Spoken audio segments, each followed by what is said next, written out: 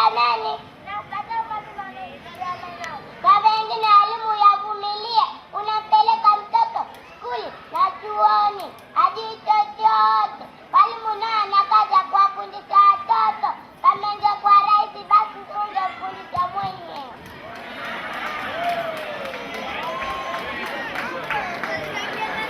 Hebu sikilizeni ndugu zanguni. Assalamu alaikum warahmatullahi taala wabarakatuh. Alhamdulillahi alladhi bini'matihi tatimmu ssalihati. Nahmaduhu wa nasta'inuhu wa nastaghfiruh wa na'udzu billahi min shururi anfusina wa sayyiati a'malina. Man yahdihillahu fala mudilla lahu wa man yudlil fala hadiya lahu.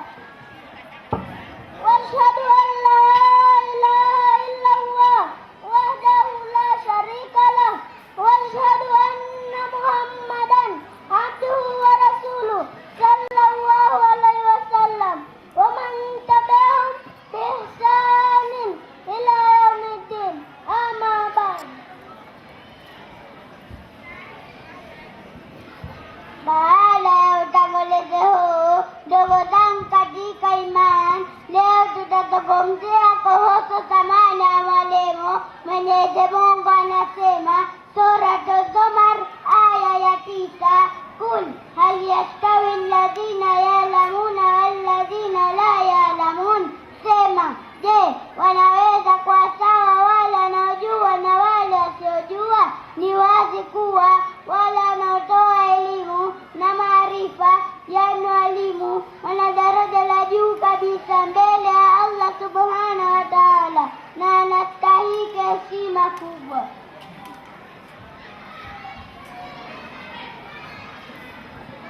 Mtume Muhammad sallallahu alaihi wasallam na anasema, innama bu'ithtu muallima, rawahu Ibn Majah.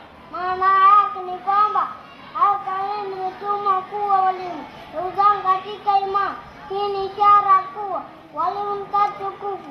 Hata Mtume wetu Muhammad sallallahu alaihi wasallam naye alitambulisha kama walimu. Takbir! Takbir! Takbir!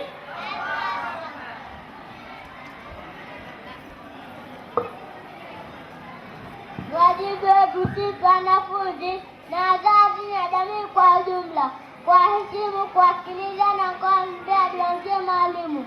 Mwenyezi Mungu atujalie tuwe miongoni kwa wenye kuwaenzi. Takbir! Takbir! Takbir! Tunakuomba ewe Mola wetu, tujalie tuwe watu elimu na hekima. Wabariki walimu wetu, wape afya, wape subra, wape mafanikio. Utupe sisi tabia njema ya kuwaheshimu na kuwatambua walivyo wazima kwetu. Assalamu alaikum warahmatullahi taala wabarakatuh.